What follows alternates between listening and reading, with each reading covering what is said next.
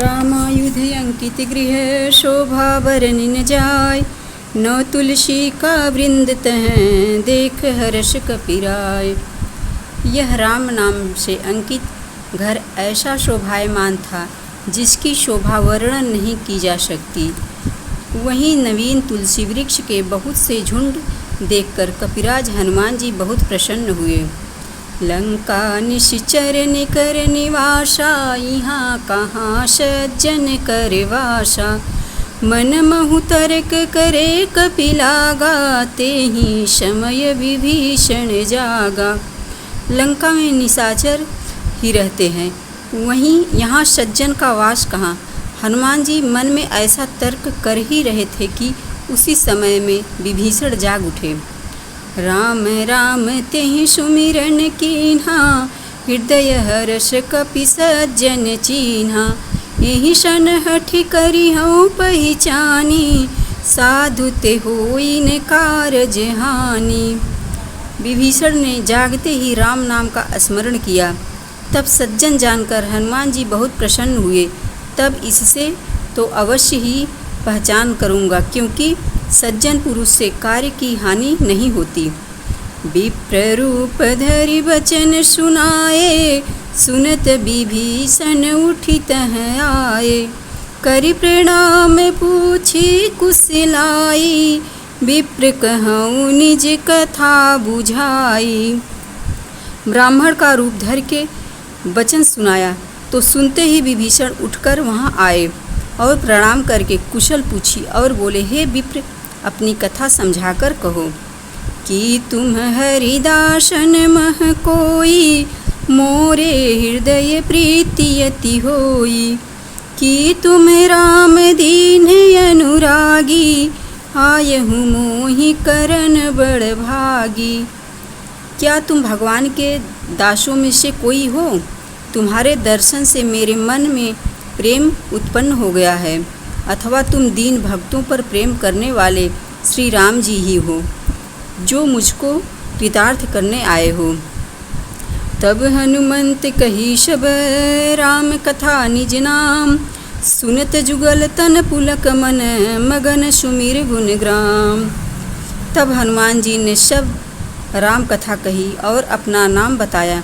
इस प्रकार कहते सुनते दोनों के शरीर अत्यंत पुलकित हो गए और श्री राम जी के गुण स्मरण करके प्रेम में मग्न हो गए। सुनहु पवन सुत रहनी हमारी, जिमि दसन निमहु जीभ बिचारी। तातिक बहु मोहि जानिय नाथा, करिहइ कृपा भानुकुल नाथा।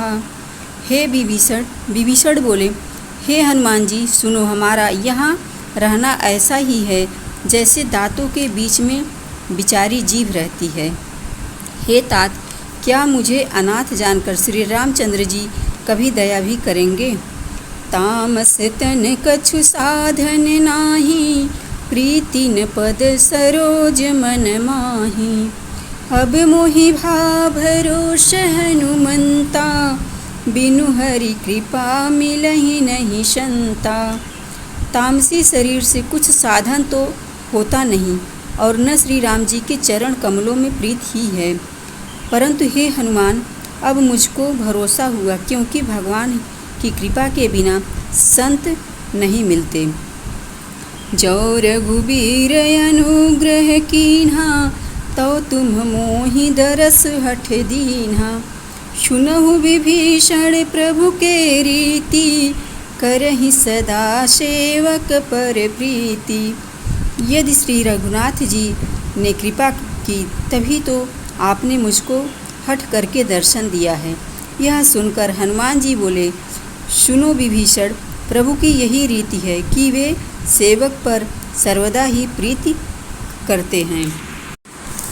कहूँ कवन मैं परम कुलीना, कपि चंचल सबहि विधिहीना। प्रात ले जो नाम हमारा, तेहि दिन ताहि न मिलई आहारा। कहो मैं कौन बड़ा कुलीन हूँ, मैं तो बानर, चंचल और सभी प्रकार के से नीच हूँ। प्रातः काल के समय जो हमारा नाम लेता है उसको उस दिन भोजन नहीं मिलता। अस्मै अधम सखा सुनु मोहु पर रघुवीर, कीन्ही कृपा सुमिर गुण भरे बिलोचन नीर। हे सखा, मैं ऐसा नीच हूँ तो भी श्री रघुनाथ जी ने मुझ पर कृपा की है। इस प्रकार श्री राम जी के चरणों को स्मरण करके विभीषण के नेत्रों में जल भर आया। जानत हूँ अस स्वामी विसारी, फिरहि ते काहे न होहि दुखारी। यही विधि कहत राम गुण ग्रामा, पावाय निर्वाच्य विश्रामा। यदि जान करके भी ऐसे स्वामी को भूल जाएं तो वे मनुष्य क्यों न दुखी हो। इस प्रकार श्री राम जी का गुण समूह कहते हुए दोनों ने संत समागम का श्रवणानंदक विश्राम पाया। पुनि सब कथा विभीषण कही, जहि विधि जनक सुता तह रही। तब हनुमंत कहा सुन भ्राता, देखी चहु जानकी माता। फिर विभीषण ने सब कथा कही कि जिस प्रकार जानकी जी वहाँ रही। तब हनुमान जी ने कहा, सुनो भाई, मैं जानकी माता को देखना चाहता हूँ। जुगुति विभीषण सकल सुनाई, चले पवन सुत विदा कराई। करि सोई रूप गयो पुनि तहवा, बन अशोक सीता रह जहवा। तब जानकी जी से मिलने की सब युक्ति विभीषण ने सुना दी तो हनुमान जी विदा मांगकर चले गए, जहाँ लंका प्रवेश के समय का रूप धारण करके गए, जहाँ अशोक वन में सीता जी रहती थी। देखी मनहि महु कीन्हि प्रणामा, बैठे ही बीती जाते निशि जामा। कृषि तनु शीस जटायक बेनी, जपति हृदय रघुपति गुण श्रेणी। देख कर मन ही मन में प्रणाम किया, फिर अशोक वृक्ष पर बैठ गए। पहर भर रात्रि व्यतीत हो गई। सीता जी का शरीर दुबला हो रहा है, सिर के केशों की जटा सी हो गई है और राम राम जप रही है। निज पद नयन दिए मन, राम पद कमल लीन। परम दुखी भा पवन सुत, देखी जानकी दीन। वे अपने चरणों की ओर नेत्र किए थी और उनका मन श्री राम जी के चरणों में लीन हो रहा था। इस प्रकार जानकी जी की दीन दशा को देखकर हनुमान जी बहुत दुखी हुए।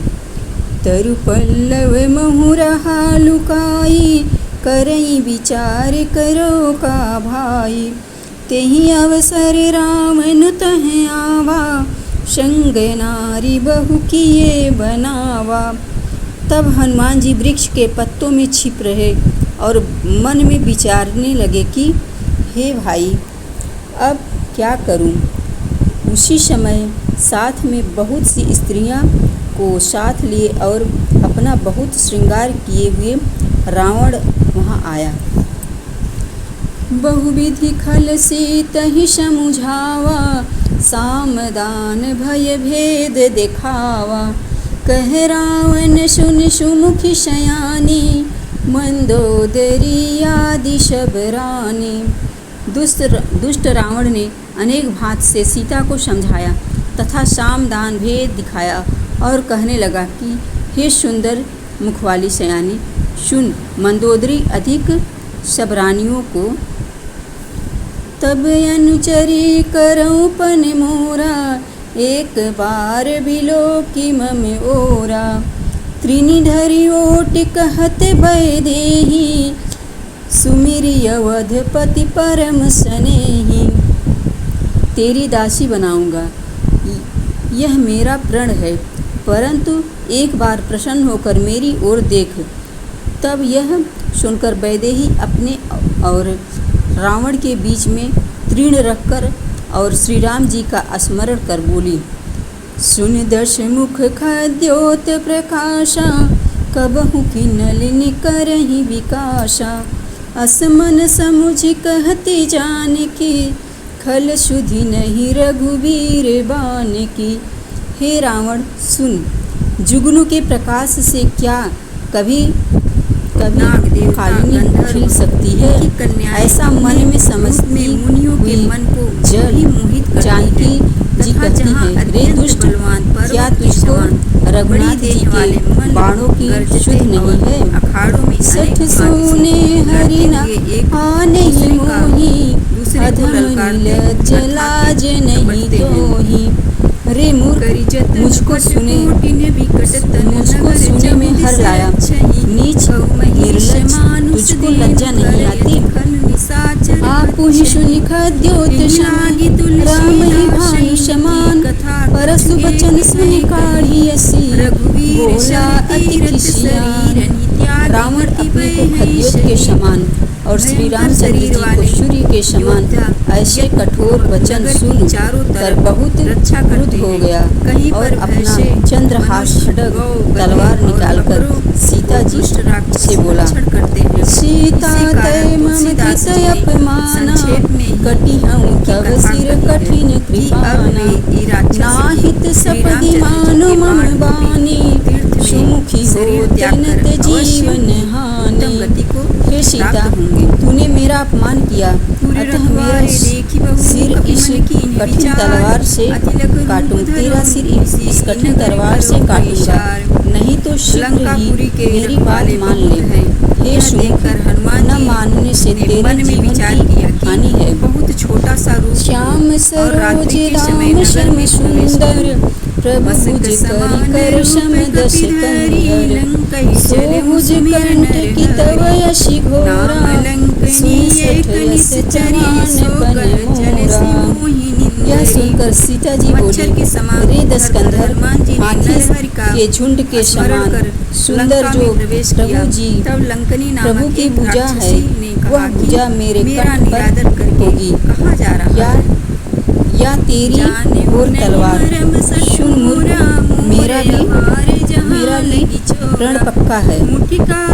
चंद्रहास हरु मम परितापम, रघुपति विरह अनल संजातम, शीतल निसति बहसि बरधारा, कह सीता हरि मम दुख भारा। हे चंद्रहास तलवार, मेरे इस दुख को हर लो। श्री राम जी का वियोग अग्नि के समान है और हमारी उत्तम शीतल रात्रि के समान है।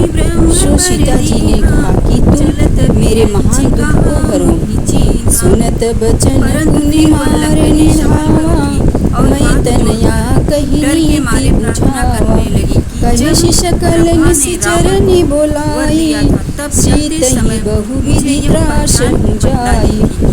यह सुनते ही रावण फिर मारने दौड़ा। तो मंदोदरी ने समझाया कि स्त्री का वध करना अनुचित है। तब रावण ने राक्षसियों को बुलाकर कहा कि तुम सब जाकर सीता को डराओ। मानुष दिवस राक्षस मारे जाएंगे, तो बड़ा भारी भिखारी जो मैंने अपने नेत्रों से यदि एक मास में कहा न मानोगे तो मैं कठिन तलवार से मार डालूंगा। भवन गयऊँ दशकंधर, यहाँ पिशाचिन वृंद, शीतहि त्रास दिखावै, रहि रूप बहुमंद।